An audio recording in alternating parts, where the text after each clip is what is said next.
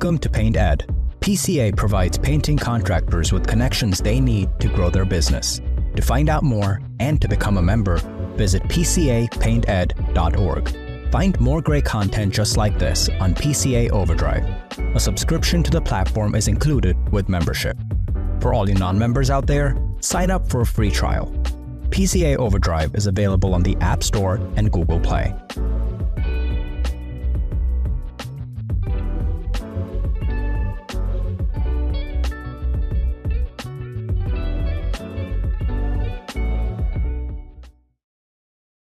This episode is brought to you by Federated Insurance, 3M, Painter Marketing Pros, and Pittsburgh Paints. Your team knows what's wrong at your company and is willing to help you fix it if you just get them in on the game.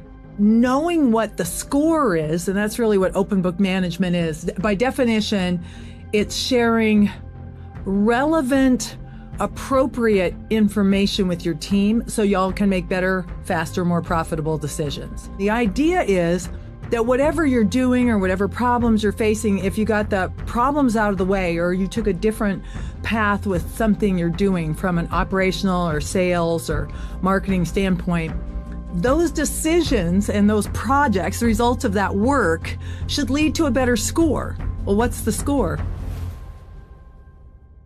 By now, many of you have probably heard of our contractor growth scorecard. And if you haven't taken the quiz yet, you absolutely should. You see, this thing will take 5 minutes to do, and you're going to learn all about your biggest bottlenecks. But most importantly, you're going to get a ton of free resources to help you in those exact areas.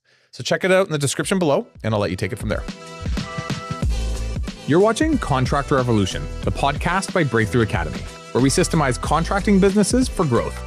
Keep watching to learn how the world's top contractors scale their companies, build killer teams, and make more while working less. Ellen Rohr, thank you for coming on the show. Welcome. Hi, I love being here. Thanks for having me. It's been awesome to get to know you. You've been on before. You've also hung out with us at the Winter Summit. We just got back from Cabo. You wouldn't stop partying with us. You've probably got more energy than I do, which is awesome. I'm still down there. I haven't left. I've got all the swag. I'm still looking for you guys. You know, we had so much fun. It was great. And I learned so much. I loved the program. You guys have a higher standard than most when it comes to your members, your association, and I ate it all up. Thanks, you. Loved it. Yeah, it's a lot of work, but I loved having you. I always love showing people what we've created, right? It's like 10 years of doing this, and I'm like, oh, look what we did. Anyways, thanks for coming out. That was awesome. Today, we're going to talk open book management. This is something that you discussed actually at Winter Summit, and I thought it'd be a good thing to bring to the pod. And I would love to start open with, like, why should we do open book management? Because I think that it's a fairly controversial topic depending who you're talking to. Some people love it. Some people actually will never do it. And let's just start with why you think this is such an important thing for contractors to do in their business. Well, and I'm so happy because when we were at BTA, I felt like I could have unpacked this for another 2 hours. So I'm super happy that we get to continue the conversation. So by the way, if you were at BTA, that was the inspiration for this. Is like, let's continue because it is a pretty robust subject. But why do it? What I found over my long career is that your team knows what's wrong at your company and is willing to help you fix it if you just get them in on the game. And so knowing what the score is, and that's really what open book management is. By definition, it's sharing relevant, appropriate information with your team so y'all can make better, faster, more profitable decisions. So when you let them in on the game, the idea is that whatever you're doing or whatever problems you're facing, if you got the problems out of the way or you took a different path with something you're doing from an operational or sales or marketing standpoint, those decisions and those projects, the results of that work, should lead to a better score. Well, what's the score? The balance sheet and the profit and loss. Those are the biggies. And then there's additional KPIs, key performance indicators, or other statistics and scorecards that kind of feed into that. But overall, what you do should improve the score when it comes to sales, profit, and cash, the information that's on the balance sheet and the profit and loss.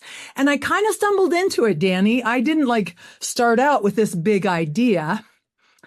once upon a time when I was, a plumber's wife, I'm still a plumber's wife. But when we were first married and I was working with my husband in the business and we were so poor and frustrated and, all the things that happen when you don't know what you're doing, I had a mentor. I found him in a magazine. Now we have podcasts, but I found him in a magazine and he taught me something that changed my life. He said, you've got to charge more than it costs.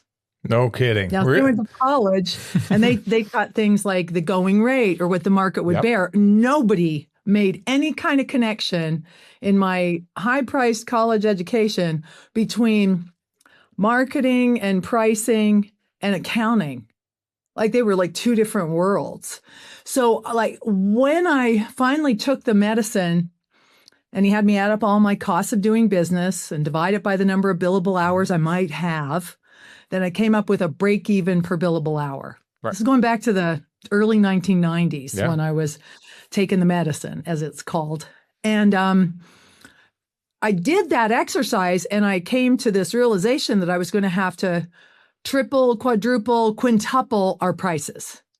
And we had, it was me and my husband, and we had 3 service technicians. That was the group. And I just didn't know how to explain to them why I was going to do that unless I showed them the math. So it was like, oh, this is, we've been charged, back in the day, we were charging $35 an hour, $30 an hour. And so we were going to go up to $150 an hour. And your team was just like, are you insane? We can't believe this. Exactly. So like what? And, they don't know that you're not rolling in the dough. They don't know that you're not aren't you supposed to be making money? You're the boss. You're the cheese. You should be making money. I'm not paying myself. I think that year Hot Rod made $24,000 was his take home. I mean, we were just going into debt every month. And so I knew we had to make this change. So I just showed him the math. And back in the day, I didn't even have a computer. I had a columnar pad, green with lines on it. And I added it up with a 10-key machine and showed him the math. And I just said, this is what I'm coming up with. And I'll tell you the story. I never told this at the seminar, so I can tell the story today about what happened the very first day we unleashed these prices. But that's what kind of got me started on this. It wasn't until I read The Great Game of Business by Jack Stack that I learned, I didn't make this up. This is a thing. It's called open book management. And Jack Stack was one of the, early pioneers and adopters of open book management. And he kind of fell into reading history. He kind of fell into it the same way. He didn't know how else to share with his team why they needed to make changes. They were running out of cash. They were going to go bankrupt, et cetera. And so he showed them the money, honey. And so what happens when you do that? Because I can imagine some people would just be like, I would never show my team the numbers. Like this is not their business. If they find out there's going to be problems, they're going to throw rocks at me. There's going to be mutiny. Like what was the result that you found in this? And also what would you say to all the people that feel this way? Because I know there's a big audience out there that would they won't even show us the numbers. I know when we try and do assessment, they're like, I'm not showing you my profit. And I'm like, dude. Well, for sure that's real. And it has a lot to do with how you grew up and what kind of stories your family or, the adults around you told you about money. In my house, you never talked about money. My dad went out, this is like in the 60s, went out, made money. My mom spent money. And none of us talked about it. It was considered very impolite to talk about money. And every job I worked at, I was told explicitly not to tell people how much I made at the company. But here's the thing. There's a couple stories that come from that. But, the resistance to it really has much more to do with what's in there, what's between your ears and self-worth and just the tapes you've heard your whole life. But a couple of things from that. One is my dad, when I was an adult, I found out that I grew up a privileged kid. We had money. I went to private schools. I mean, we went on vacations. I didn't want for anything. It was great.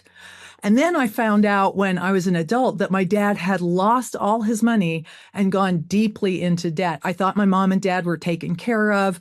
The siblings get together. I end up moving my parents out to my property where, they live for the rest of their lives. But it was devastating to my mom, who had no idea what was going on. None of us did, but like she's the one who really got the rug pulled out from under her. And I remember thinking, that will not happen to me. Like, I am going to know where my money is. So the worst thing becomes the best thing. When that happened, it was pretty devastating, very devastating for my mom and my family. However, I don't think I'd be the person I am today without that experience. You know, I think I would have given a lot of power away. But as it is, I've, paid attention to my money to very good effect. And it's really been a through line on my career.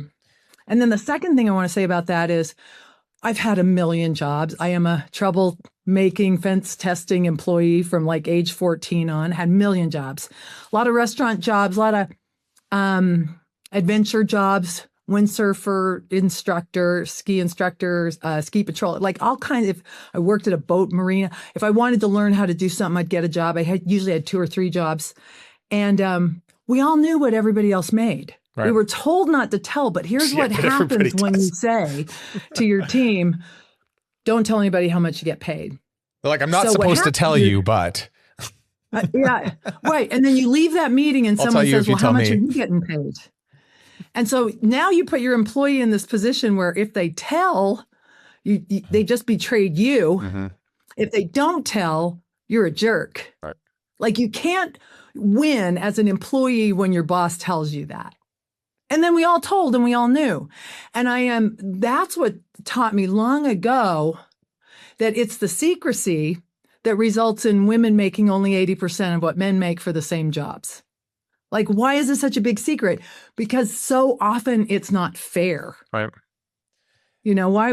So these are some of the things that started to work on me. Like, so when I shared the information with my team, I'd already dealt with some of those things. Like, why is it such a big secret?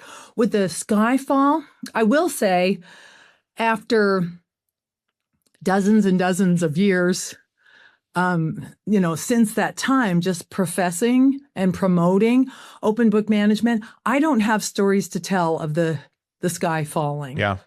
You're going to get some things. And you may have had some of these experiences with your clients or, friends. What if I show them how much money I make? Sometimes it does come up like, well, you should share some of that with us. Well, maybe you should. However, when there's a bad month, you're the one taking the hit too, not them. The risk is always the owner's, and the owner, in my book, deserves to make a lot of money just for the risk, just for putting their chips on the table every month. And so, being unapologetically abundant in your expectations of what you deserve is good, but then I think there should be an opportunity for people to move up the ladder at your company as well. I agree with you. Like in the environment where everything is tight-lipped, you create conspiracy theories, and then people always assume the worst, right? There's like, oh, it's just like he's in with the cabal. He must be making all this, like whatever it is, right? And in the environment where you don't have any rules, and I would say I'm a bit guilty of this sometimes. Sometimes I overshare with no context, and I freak people out. And I don't really hear about it except for third parties because no one wants to tell me that I freaked them out. And so it's like neither is good. It's not to share or not to share. And we'll get into this in a bit. It's like to have a good structure around it where you can have a mature conversation. Because I've seen both. I've seen like even on our team, it's just like, man, can you imagine what they must be making do it? And it's like, you have no idea what's going on. And so we don't share enough. And then other times to alleviate that, I will just share some stuff to just say, hey, I'm transparent. I'm willing to, and then they're like, I don't know what that means. I have no context for that. And then I have to go into more of a defend and explain. So it's like to have a structure around it, which we're going to talk about, I think it makes a lot of sense. And we live in a generation where I think people want to be a part of the process. They want to be a part of the journey with you. They want to build something with you, not just be paid transactionally to do their hourly work. I know my generation's big on this. I know the generations that are coming, hopefully my kids' generation cares about this, but the ones that are in the working force now, they want to be a part of the journey, and then what needs to be more than just a job. I bring this up in a few of my podcasts, but there's one guy who brought up something called discretionary effort. And he said there's about 40% of people's effort that you can unlock in people when you can align them with the mission and the goals and the overall vision and direction. And they will not give you that unless they feel a part of it with you. And what we'll talk about today, I think, is a part of that puzzle to bring out that discretionary effort in people. So I saw you do this. Hey, thoughts on this? Or? I love that. No, that like hit me right there. I feel that's a beautiful way to explain that, is to get them in on the game. And so I think this is why we wanted to explore this so much, because it touches on so much. It's just not a matter of just showing the numbers, but again, relevant numbers. Relevance, the key word in open book management. Is this information that's going to help that team member make better, faster, more profitable decisions, help them be more successful in their work. You don't have to share everything to everybody. I will tell you though, if there's someone on your team who's super interested, there's nothing I wouldn't show them. Mm-hmm. I'd show them everything. Because that person, like, it's not everybody who's going to be that excited about it. Yeah. So I would fuel that, I would feed that. Like, okay, what do you want to know? What can we learn? Because the difference between a high-priced contractor and a low-priced contractor is what he or she pays the people. Yeah. Because most of the expenses are the same. Like, you'll see this. There's so many patterns that you see over and over again in financial reports. There's fuel, there's vehicles, there's insurance, there's marketing, and they're all pretty much the same.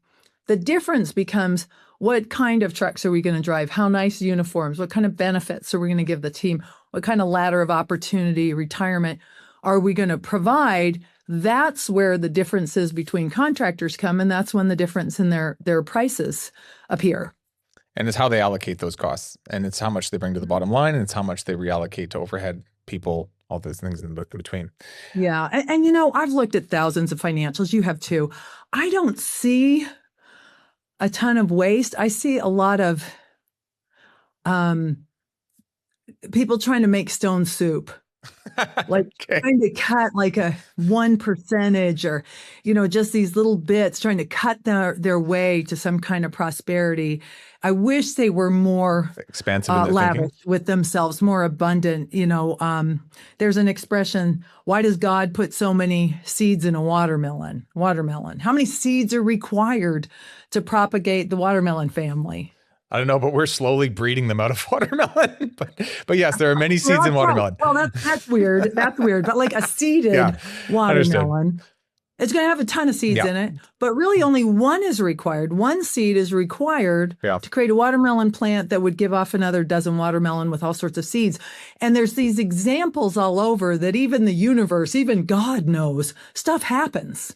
So to have a little bit more breath in your budgeting, in your selling prices, to be okay if something unexpected happens. On my budgets, I have a line at the bottom that says special opportunity, and it's really for anything else I forget, like an extra 10% of something that if I did budget fairly accurately, and it's all a guess, and I covered all my expenses, then I just have more money that my customers paid for that I could do something cool with. Sock it away, give it to the team, take some for myself, invest in something at the company. Like, this is how you grow, is by being just more generous with yourself. And over again in the transactions between contractors and customers, there's all this concern about a customer being taken advantage of or ripped off. Almost every day I see the contractor getting the short end of the stick in these transactions.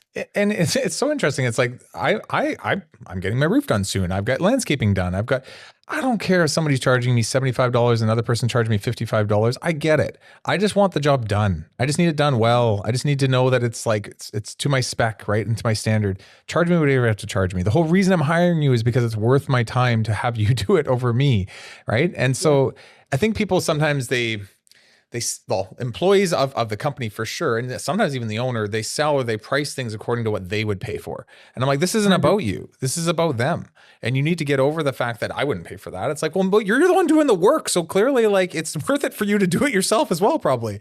But this guy, he's too busy, or he's not good enough at it, and he doesn't have the materials and tools. So yeah, and in that vein, you mentioned something earlier, but almost across the board, when we bring members into BTA, there is a pretty standard like nod of like, you need to increase your prices. Like stage one, like if we're actually going to do this properly, we're going to hire these overhead positions. We're going to take on this new structure. We're going to build out, your business properly, you're not charging enough to make this work. And they're like, I know, that's why I haven't added all these roles. And I'm like, so charge 5% more. Because guess what 5% is? That's $50 on $1,000. Nobody cares. If anything, if it allows you to have a better project manager or a better process so that the job gets done on time and on budget, you're going to save everybody a lot of headache and money. So anyways, we're getting off track from open book, but when it comes to charging, it all leads to that because like even when I started it, it was because I was going to raise my prices. Like once you start crunching the numbers, it's inevitable that you're going to raise your prices. Like when you look at the math, there's just no way you can keep making stone soup.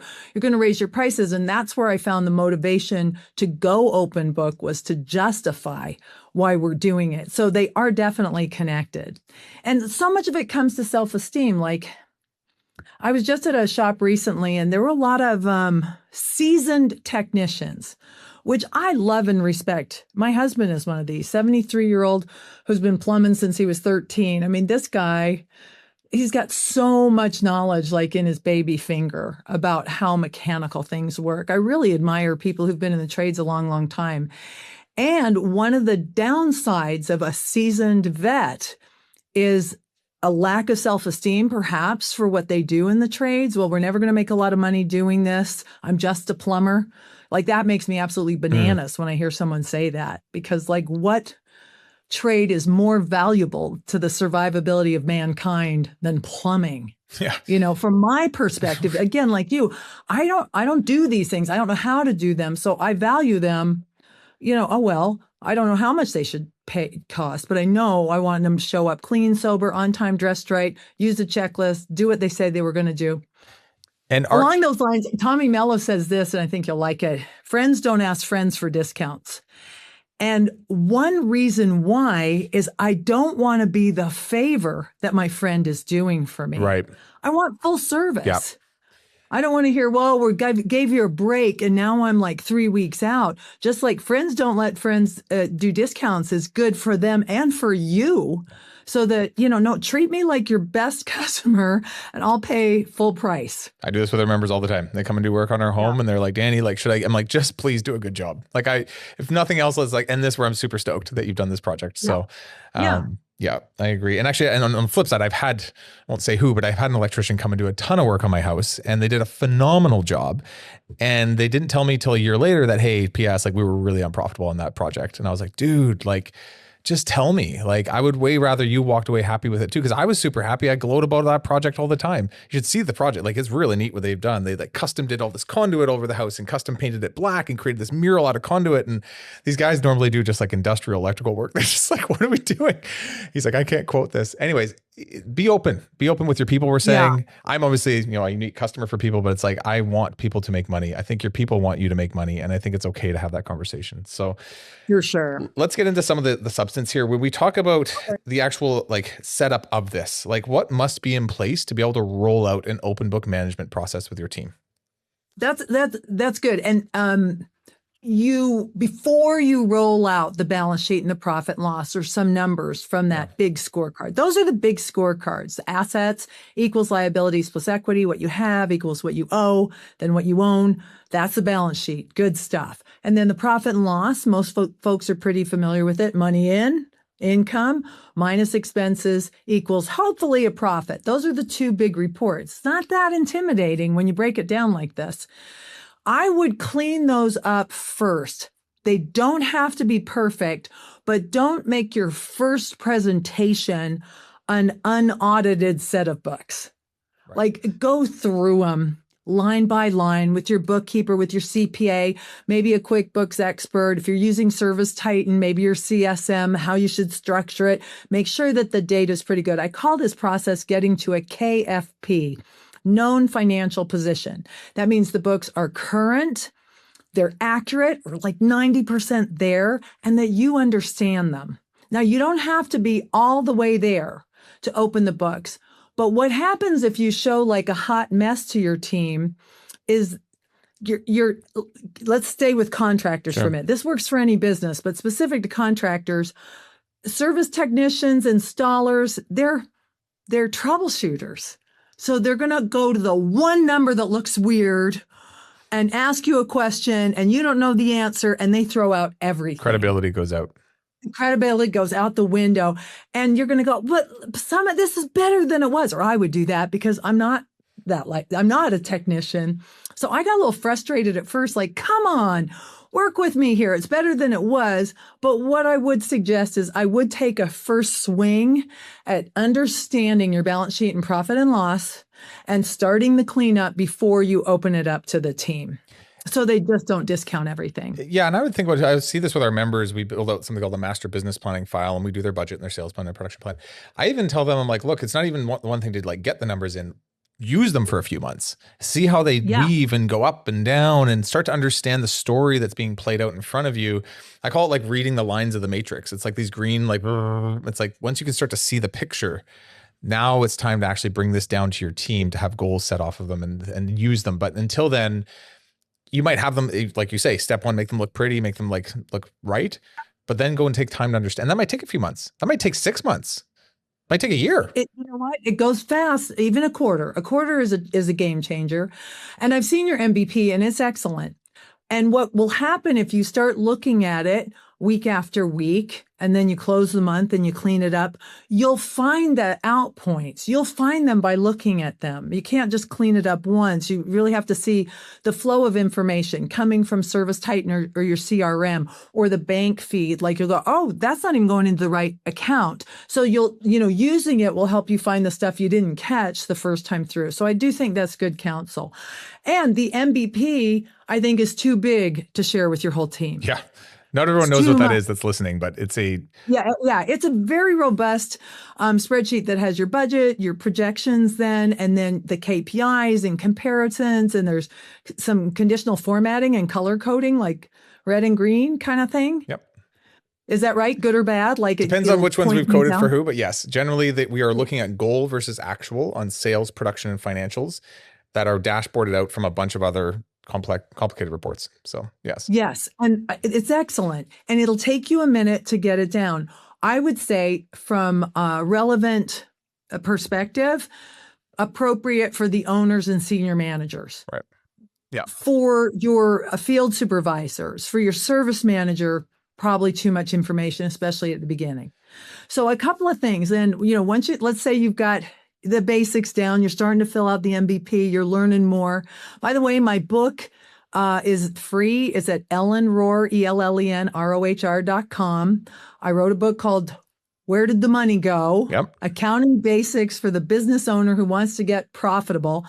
Thin book, pictures. I'm very proud of this book. I would have given my right arm for that book when I was going through this process. I was honor bound to write it, and I'm very proud of it. So you can get that book for free, and you can share that with your team members, do a little book club on it. Not everybody will get it from reading the book or looking at it, but it's one more exposure to the info.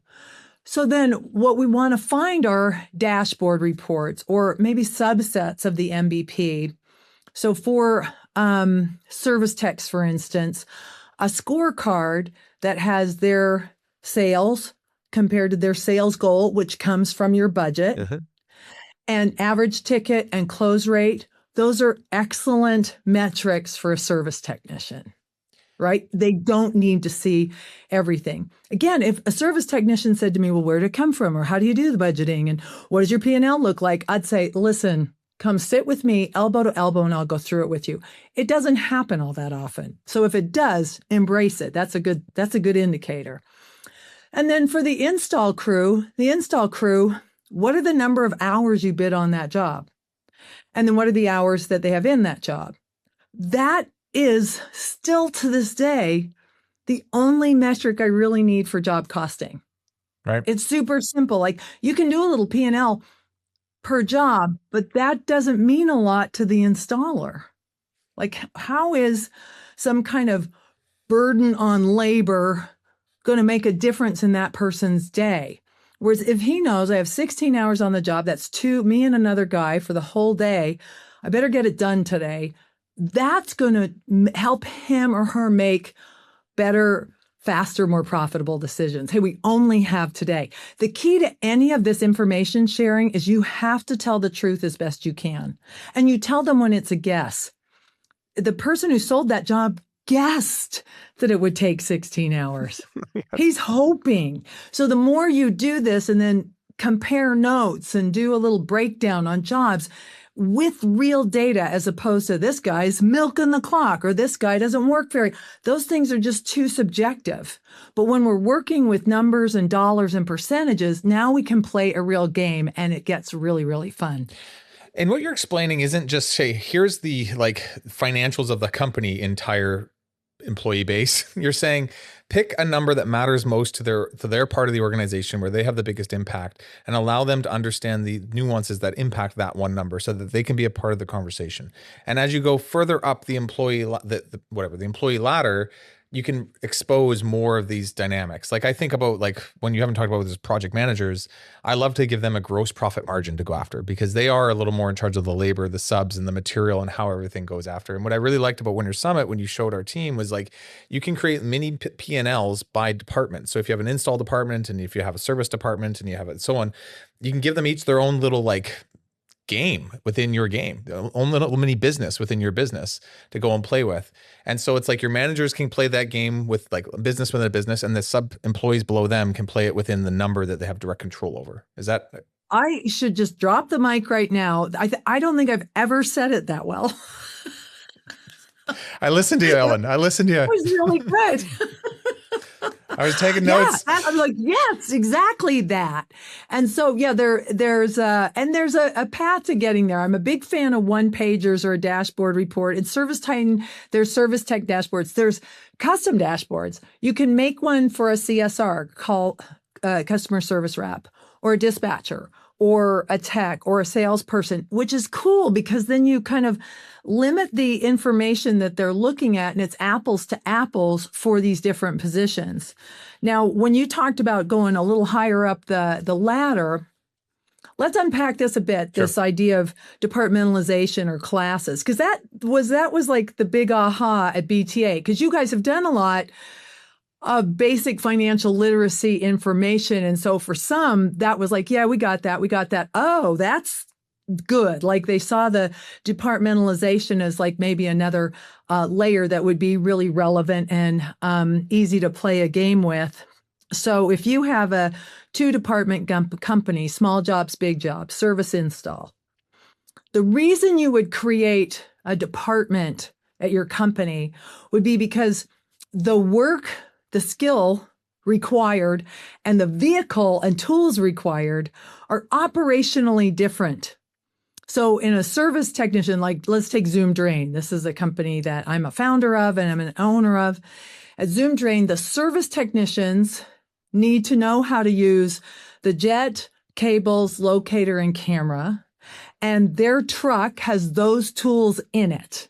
So the truck, the tools, and the service technician's skill set are specific to the tasks that the service technician would do. And then the install department is operationally different. There's a salesperson, we call him a system engineer, and he has his own pickup truck. He goes to the job, a turnover lead from the service tech often, and he goes to the job and he'll price out a sewer replacement or relining or a pipe bursting, a big job. A big job is going to be more than $3,000, 2 sets of hands, take more than a day. You define what a big job is, but it's using different equipment and different guys in a different skill set. Then the system engineer has the install team follow up. So we've got a service department and an install department. Sometimes people call this install department a sales department. Okay. Interesting. Okay. It's got sales and install in it for the big jobs. Those are interesting because they're different operationally. If we were to track sales and then the cost of goods sold, labor, material, and subs per department to that gross profit, gross margin line, we could see how each of these departments is performing. A lot of times it gets blended and we don't know that the install part of our business is sucking the life out of the business. The service side is fueling it, or vice versa. So by separating them and then finding a way on the org chart to have someone in charge of each of those departments. See the career ladder here? Now there's someone who says, I'll take install, I'll take service. And now their game becomes the sales and cost of goods sold, labor, material, and subs to that gross profit, gross margin line. Just to define the terms, gross profit is sales minus cost of goods sold, labor, material, and subs. The things that you have to, the gross profit is the things that after you sell the job and go produce it, the people and material it's going to take to go do, that's what's left for the company, not for you in your pocket, but that's what's left for the company. Then we do overhead and everything else. Okay. Profit, though, gross profit is the dollar amount. Yeah. Gross margin is the percentage. And both are important. And for some reason in the HVAC world, gross profit dollars get neglected and gross margin becomes the only thing we're talking about. Just last night, I was working with a company in Australia. That's why it was at night. Right.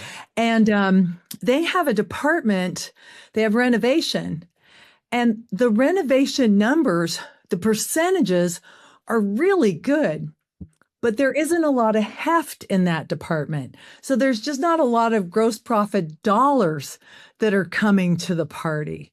So while the gross margin looks great, it still needs to either grow or go, this particular department, because it's just not really bringing in a lot of actual dollars compared to the other departments. Okay. So both are important. And then you've got like you said, games to play with your install manager, with your service manager, with your renovation manager.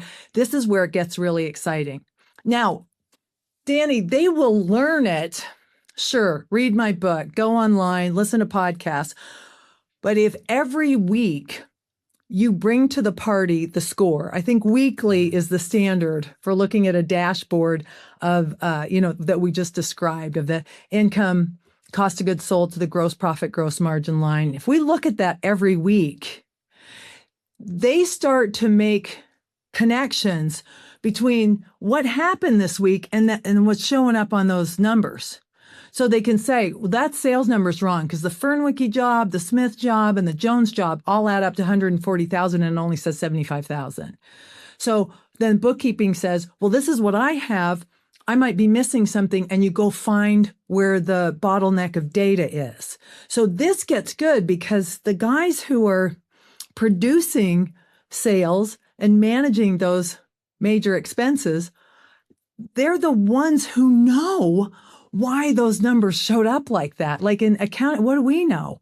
We're just waiting for the invoice to come in or the timesheet to come in. You know what's interesting in this process is we actually force our owners and sometimes the project managers below them to calculate some of this stuff. So I want you to do your own job costing, and that way you will understand what's actually happening. I remember when I was younger, I used to do this. I used to actually do this on paper, and I would sit there. It was like 11 at night. I had paint all over my hands. I was tired, but I would be filling out my job cost cards, and I'd be like, how much money did I make? Right? Like, it's like, what happened on this project? And it was, as tired as I was, and as much as I was like, I'm running a painting company, why am I sitting 11 o'clock at night filling out forms? It was exciting because I got to finally problem solve and understand what truly happened. I got to see patterns, and it was in those patterns that I could actually take confident direction into what to go do. When all you get is a dashboard view of your data, and it's just like, here's the result, and you weren't a part of the problem solving about how that result came to be, you're not as good at understanding the back end problem solving around it to fix it. And I would challenge a lot of you, because I hear this from our members and those who come in all the time, they're like, Danny, do I really have to calculate it manually? And I'm like, yeah, sometimes you do, because you don't understand what it took to get to that point. If you just see an end result, you can misdiagnose real quick. So I'll let you speak to that, but it's another mic drop moment here. That is so incredibly important. I will still start with a piece of paper, like maybe even just, if you're not keeping score, just get a whiteboard or, glass in your office and write down, daily totals or something, just some kind of, starting point. And then I will often suggest a simple spreadsheet versus a report and service Titan right out of the gate, because we still at Zoom Drain, I thought this would have gone away 5 years ago or more. We will calculate on paper, the guys will keep their own scorecard, and then they'll prove out the dashboard. At least at the beginning, when they're junior technicians, they always do it, because otherwise they don't get what that number is. I want to say something else because I felt this. So we use Zoho, and we've built a ton of custom dashboards. Every single time they get built, they're built wrong. The only reason I know that is because I know how to manually work out the right number and then pressure test all the dashboards that have been presented to me. Every single year we do a reset on our goals or anything. These dashboards break, and nobody knows except for those who actually understood how to come to that conclusion, how that number should be. So you can pressure test. It's like doing a math equation and having 2 ways to solve it, 3 ways to solve it. So you can pressure test your solution. And I recommend for those who aren't numbers people, like Excel is amazing. And it's a quick hack to these bigger costs when you start to set up dashboards. But it's the first proof to know that A, is this worth tracking? B, what does this information tell us? And C, when it actually goes into true automation and it's a part of, say, Service Titan's dashboard, I know the inner workings behind it. I can spot when things aren't right, when we have incorrect data. There's so much that's coming to mind right here. First off, if you don't know how to use Excel, your 15-year-old nephew or son or cousin or something does. Have that kid sit next to you and help you build the formula. I still don't like writing spreadsheets, but I can read them now. Like I can decipher them now. So the spreadsheet is a handy idea. Yes, keep track by hand so that you can prove out these numbers. Let me share a couple thoughts with you along these lines. It is so important for you to know your own score if you're going to be a professional. If you were going to go golfing and you wanted to make the PGA Tour and you went golfing on a Sunday night all by yourself, would you take that stubby little pencil and the scorecard and would you keep score? Yeah. 100%. Now, here's another sexy thing. I learned this from Harry Friedman. I've never forgotten it. He says, if you got a hole in one all by yourself, you would put that one down and you'd circle it. And there would be this visceral reaction to this moment. There is this connection between your brain and your emotions and the pencil. And he said, if you got an 8, a snowman, and that's bad, when you write it, it hurts. It sucks to write it. And so there's this connection. So when your service technicians have to, even if it's just on the glass in the office, come in and write what their score is. At Zoom, we use a green dry erase pen if it's above goal and a red if it's not. And they hate Don't pick up the red. Just the handing of the red pen becomes this terrible moment. But they have this connection between their behavior. And so as their manager, if the service manager said, tell me about your day, get the next one, just some acknowledgement that they dropped the pass. Or if it was a great day, tell me about your day. What did you say? What did she say? Would you mind telling the guys about it? That was awesome. So there's these coaching moments where you can, if you are a golfer and you have a perfect shot, the idea is that you relive it again in your head, that you're trying to put those feelings with the behaviors so that you can continue to win and excel. You're creating a pathway in your brain. You're creating a more solid pathway in your brain. Your brain will react to stimulus, and the more concrete stimulus you have around that experience, the more there's muscle memory or whatever you want to call it that will be repeated over time. And when it's just you go ahead. You just have to travel with me now. And whenever I say anything, I want you to tell me what I meant to say. Ellen, I've got the best and the worst analogies. So you can bring me with wherever you want to go. And 50% of the time we'll screw it up and the other time it'll sound great. But you're on point today, mister. I'm absolutely loving this. Yeah, no, I think you're getting the feeling of it. The idea is gamification. Yeah. We want these guys to play to win. How do you build confidence? You help them win. So we talked about the manager scorecard. I've got the FQC. Did I send it to you? I give it all to you after BTA. Share it with whoever you like. Okay. Yeah. We'll put a link in the description for everyone to download it. But just so everyone knows, this is how you can keep score by different departments and different roles, and it helps you understand how to build this beyond just start this conversation. So you guys can grab that. It's an example. You could use it. Okay. You could be inspired by it. You could also take your MVP and have that 15-year-old kind of extract a few cells and move that to another page.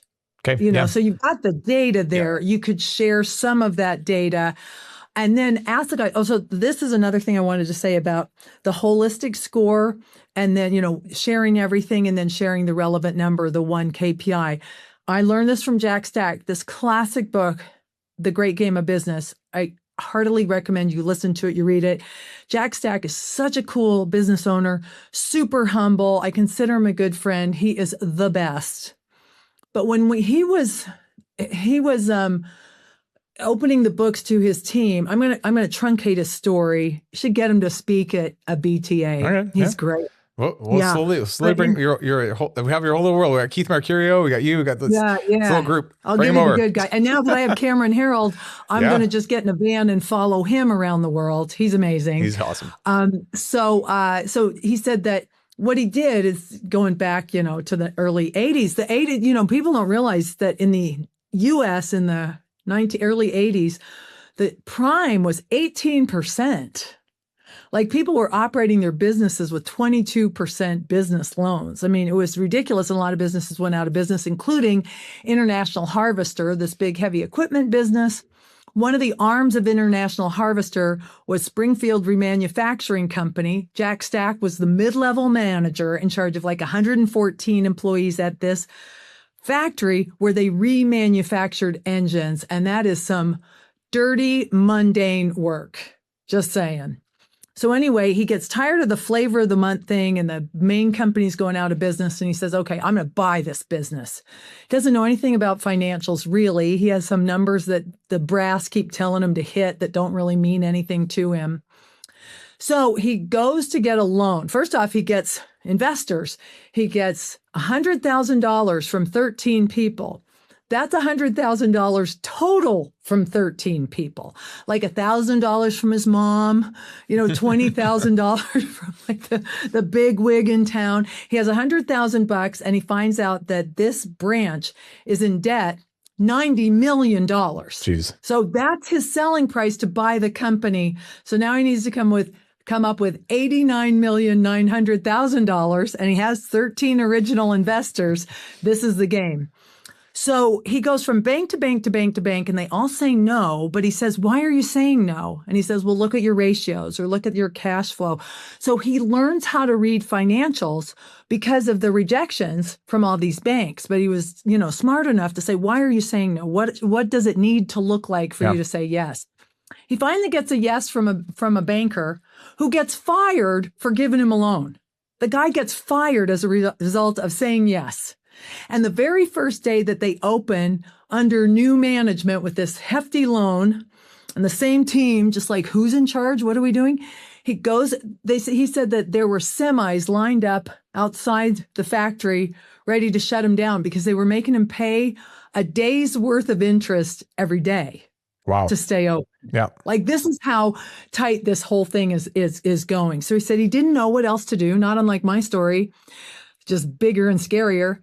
He said he got an overhead projector and he put the profit and loss in the balance sheet up on the screen.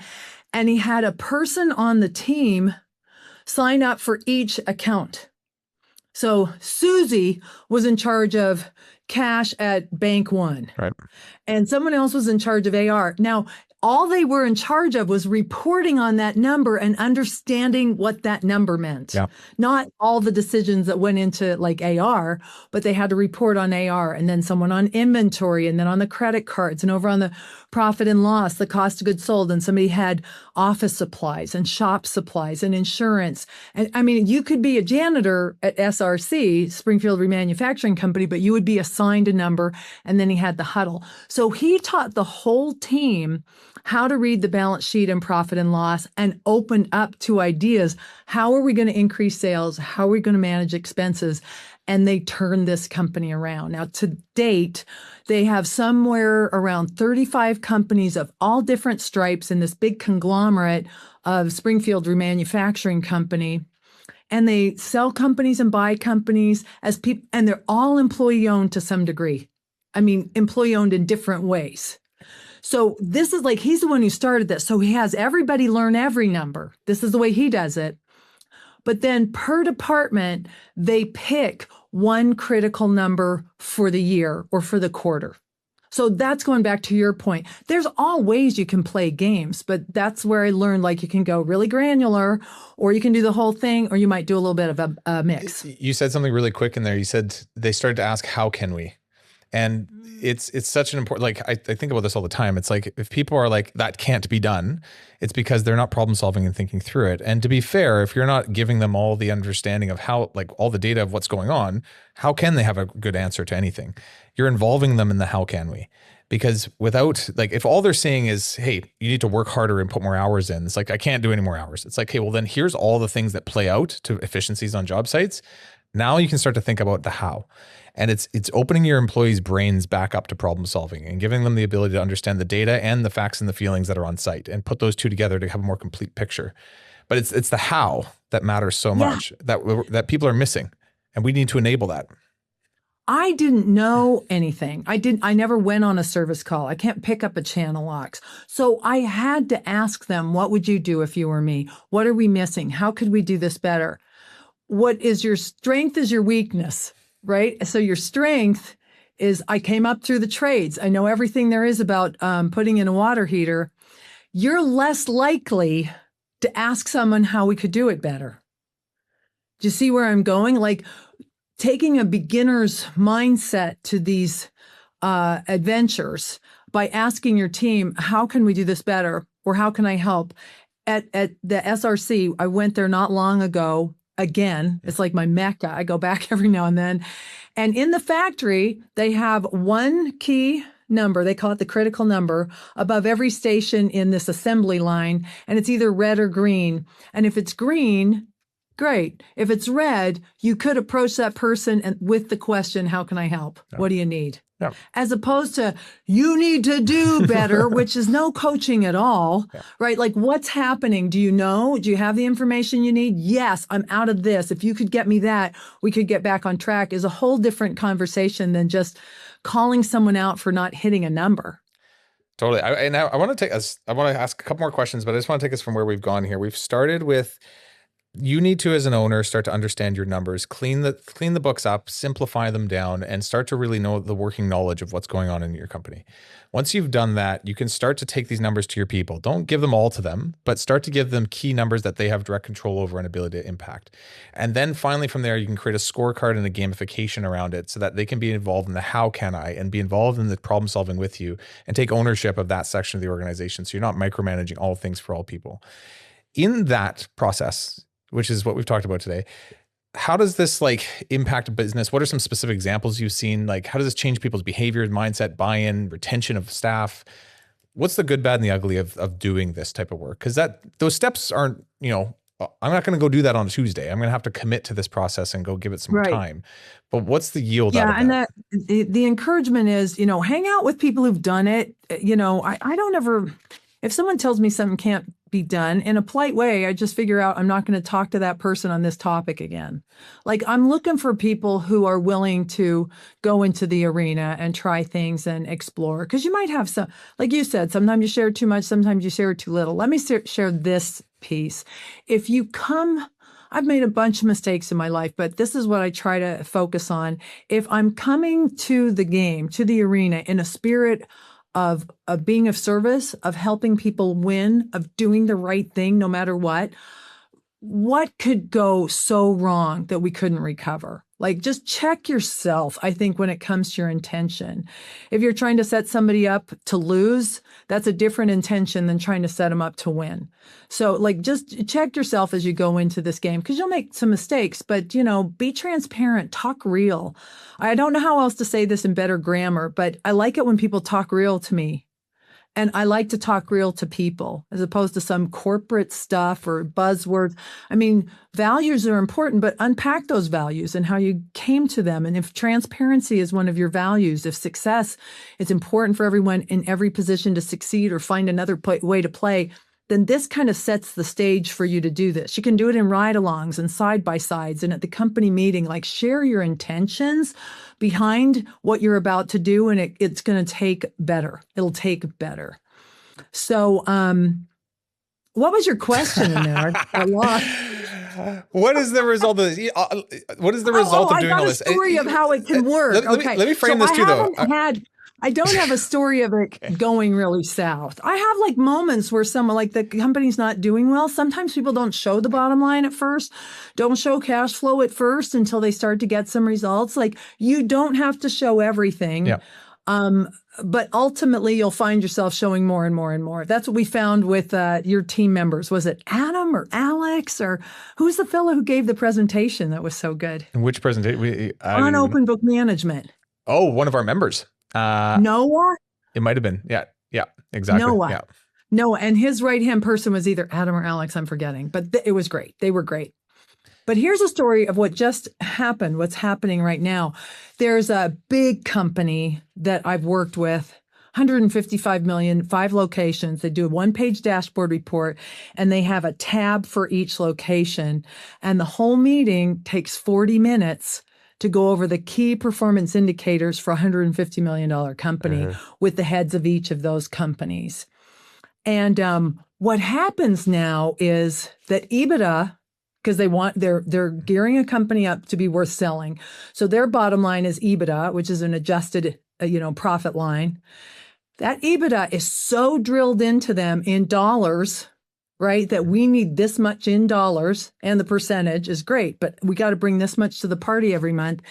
That even if sales are down, they will, I use this analogy, they'll go to McDonald's and get paper towels out of the men's room and bring them back to the shop, but they are not going to spend money that they don't have to spend. Now, for safety, for customer satisfaction, there's a minimum you have to spend and do it, but you've just got to watch. Offense is sales. Defense is managing expenses. Do we send people home or get them good? If they have a truck, they have to deliver a minimum acceptable level of sales. What is needed there? Do they need sales training, technical training, operations? They need to learn how to use ServiceTitan better. Like they have to pay attention to those levers that are moving those numbers. And they were down for the first part of the year quite a bit from anticipated income and hit their EBITDA number every month. I mean, that's sexy. So when your team is playing offense and defense like that, and then once they caught their stride, they upgraded the team and training and some systems, the second half of the year, it was just like printing money. But they never didn't make their profit goals. I'm getting goosebumps talking about it. I mean, that's pretty high level, but that's what you can expect. But I just always find that if you tell people the truth and you gamify and create a scorecard and you put in place the opportunity to communicate and get better and help each other, they will play and help you win. Yeah. It's a combination of just like being real with your organization and having your organization have the trust and respect to be real with you, and then getting to work and having a performance culture that's based in something that we can all align on and we can all rally around. And it's that alignment, I think, that creates so much momentum.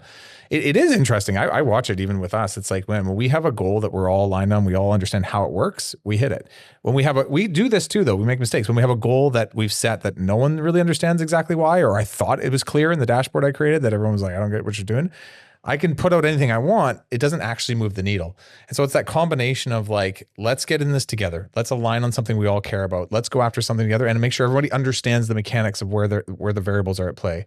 Now we can go play the game together. And I'm not alone in this anymore. It's so hard as an entrepreneur when you're the only one charging all numbers, trying to get everything to move, and you don't even fully know the numbers and you're panicking at night about what's going on. It's like, let go a little bit. It's just like, let go of the pressure. Let your team be a part of it. I find most teams want to. And hey, give them a little bonus on it. I get it. You can do that. It's like, but they also just want to be a part of it to enjoy the game. They'll play just to be a part of it. Now, this conversation does springboard to, well, how are we going to pay them? The tenets of open book management of the great game, according to Jack Stack. Oh, I might miss something, but it's to follow the action and keep score. A stake in the outcome. Yep. Like there's some way that you mutual benefit.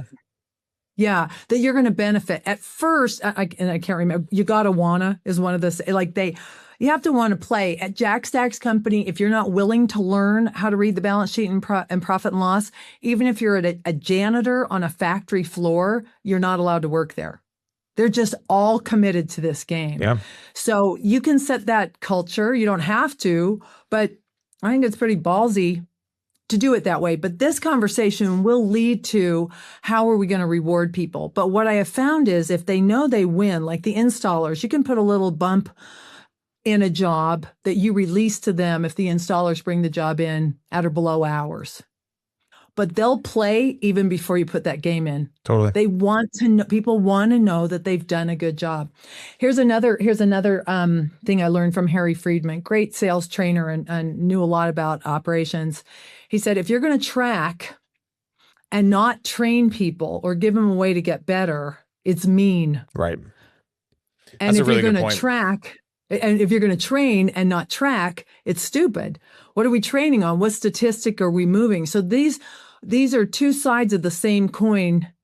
Just like sports, just like anything, there should be some objective measurement of your performance. And the path to that is through learning how to do it better. You just brought up a really good point, actually. This saying I've always had around this, which is like when you start to put in an org structure with numbers by role and hold people accountable to their goals, you transition from being everyone's boss to everybody's coach. And, just being in this for so long, that's kind of like the assumption that I have, but it's actually a really good thing to point out because I don't think people would realize, hey, my responsibility as an owner, as a leader of these people isn't just to bring the reports and gamify the business. Actually, I have to make time now to make sure I'm their coach because their performance and ability is directly tied to my ability to get them, across the finish line. I remember this being a college pro general manager. I used to coach franchisees. My entire job was to help each franchisee hit their year-end goals. Nothing more, nothing less. Yes, college pro had a mandate. Yes, I need to hit Rohr Rev targets, all this stuff. I ignored all of it. And I was just like, all I care about is helping you hit your goals. If you suck at sales, I'm going to be out there doing ride-alongs with you. If you suck at production, I'm going to put on a painter suit and we're going to go, roll walls together for a day. Whatever it took to help you achieve your goals. And I know somewhere in the end of all that, I'll achieve mine. But I just need to commit to that. I can't manage you into success. I need to coach and develop and be a part of your journey along the way. Well, and it's fun. We talked about doing this manually, and I still think there's some place for just writing the score down and having that interaction so you can prove out the numbers.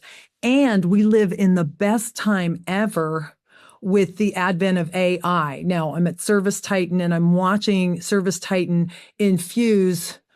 They call it Atlas. Atlas is the inside of Service Titan intelligence that's going to, tag your data and Service Titan's collective data and do so much of the housekeeping for us that we will be able to get the score and we'll get those numbers so much faster and see the results of our behaviors so much easier. And that's really, really exciting. I think what's cool for owners and techs and CSRs is that what we're doing now is reducing the game to those behaviors that you really need a human for. Yeah. It's not so much, it's like at the end of the day, you don't have to write up 85 things or all those serial numbers that we can use technology to take out the stuff that it kind of is the burden of the game and get right to where you and your customers can have a meaningful relationship. I think that's the paradox of infusing artificial intelligence now into the trades. So I'm excited about that. Yes, you do it manually, but not forever. I was talking, actually, I was just at IRE talking to Service Titan about a little bit about Atlas, but yeah, it's interesting. You guys are approaching something that very few do, which is really helping the contractor understand goal versus actual. A lot of people will give you reports on actual, but to actually understand goal versus actual is where the meat really is. That's where you can make impact. That's the game, baby. Yeah. That's the game. And I like to play and I like to help others play and win too. The game is honorable. The game is honorable. All right. It can. Let's play that game. I'm addicted to it. It gives us all dopamine is why we love it so much. But yes. Well, what else are you going to do? I mean, we'll play games. I used to I remember being that kid. If the game wasn't clear, I'd play a game. I wonder if they'll notice I show up on time or late. Yeah, they'll play their own games. I'll play my own game, or if I'm wearing the uniform, I don't like the shoes, I'm not going to wear the uniform shoes or something like that. But every time in my 50 jobs, and it happened maybe 5 times, that my boss saw me and said, you could play a little game or we could play a much bigger game. Are you interested? I was interested. Yeah. I did want to play a bigger game. And so that's what we have as our opportunity every day. I feel so good about this podcast, mostly because I feel like you're like Obama and the anger translator, but the opposite way. Like I'm saying stuff and you're making it clearer. Felt like my experience today. So Sweet. Thank you, Danny. Yeah, you're very welcome, Ellen. Thanks for being on here. I love having you. So it's good. Well, we love each other. Yeah. Well, and I love your team, Lauren and Juan. They're behind. They can hear you. It's good. We should wrap it. We've gotten through so much. And I think from everything you've taught us today, I think all of us probably have, for those who are driving, probably have a lot to go do. And for those who have taken some of this to heart, I encourage you, like, take some time to think through some of these steps. All of you are at different places in business, but if there's anything we even teach at Breakthrough Academy, this is at the heart of it. It's like understanding how to gamify this organization so you and your team can play better together and taking the load off of you as an entrepreneur. So, Ellen, well thought through. Thank you for your thoughts today. And you're the best. And that's what was so obvious when I was in the mix with you guys at BTA, is how much you care and how much real financial information you're delivering and coaching. It's really having a positive effect on so many people. So thanks. And I'll come back and we'll talk about ways to pay. Okay. We'll build on this. Yes. Perfect. Okay. Okay. Well, you guys have a good night. We've got the downloads below for you. Ellen will put. Ellen, is there anything else? Any other way for people to reach out to you if they want to have a direct conversation or? Rohr, EROHR at servicetitan.com. Drop me an email and let me know how I can help you. Sweet. Okay. She's good. Thanks, Ellen. Have a good night. Thanks so much for watching. If you thought today's episode was awesome, it probably means you should subscribe. You're going to get more Contractor Revolution episodes in your feed, and I'll see you next week.